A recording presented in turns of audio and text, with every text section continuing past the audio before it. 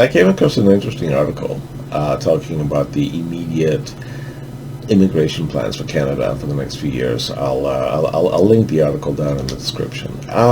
There was this one part of it that really caught my attention, and that's the highlighted bit. How Canada's employers have been struggling to find employees over the years, and now the Liberal government is doing something about it. Well, I cannot comment on other areas of the Canadian market, but I can comment about IT. So let's bust this myth of this IT shortage in Canada. There has never been a shortage of IT people in Canada. Not during the dot-com times, not since then, not now. What there is a shortage of is a very experienced, capable, cheap people. Let me explain to you how this actually works.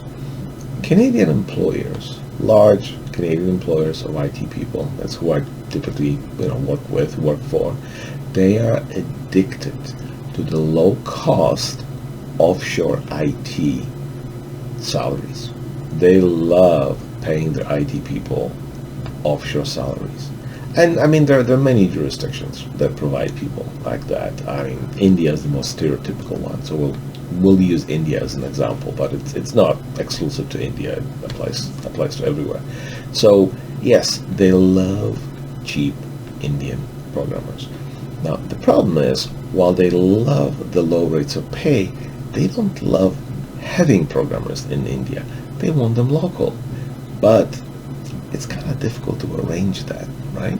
So what they do is they post job openings in Canada, in Canadian newspapers, on Canadian job boards, asking for quite senior, experienced people with plenty of good IT skills.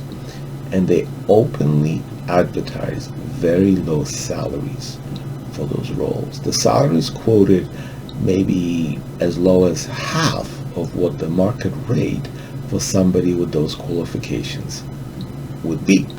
So now obviously not a lot of people will apply. So what these employers do is they take this fact and they run to the federal government saying, oh my God, help us. We have all these job ads. Nobody's applying.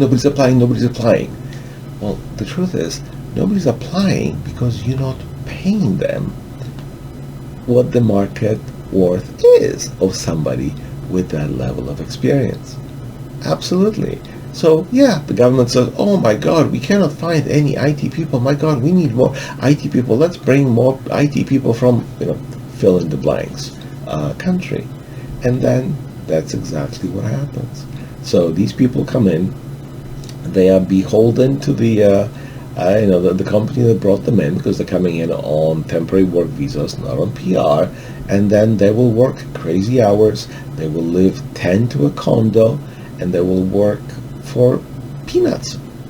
Like, seriously, peanuts. And that's what happens. So next time you hear a big company talk about an IT shortage in Canada, no. Any IT position you want to fill, if you offer a good, attractive salary or an hourly rate, if it's a contract, you will find people. Absolutely. And now these days, you'll even find, low-cost people. All I see in my LinkedIn feed is people complaining about being laid off. Every IT job that I see advertised has hundreds of applicants within minutes of it going up. I mean, even if 90% of them are fakes, that still leaves a lot of people applying for a lot of jobs. So no, there is no IT shortage in Canada. And anybody who claims that there is trying to BS you. Plus, keep in mind, Canadian universities are constantly pumping out computer science graduates every single year. Thousands of them. These are people that are well educated, capable, and perfectly happy to take entry-level jobs. The only problem is they want Canadian entry-level salaries, right? That's not what these companies want. So they try and make it seem like there's a shortage of people, so the government will give them more immigrants coming in.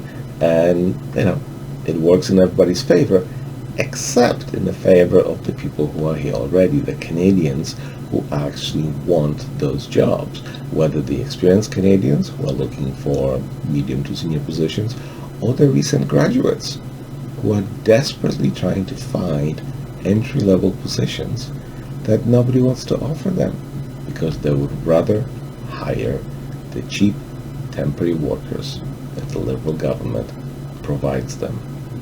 And that's it.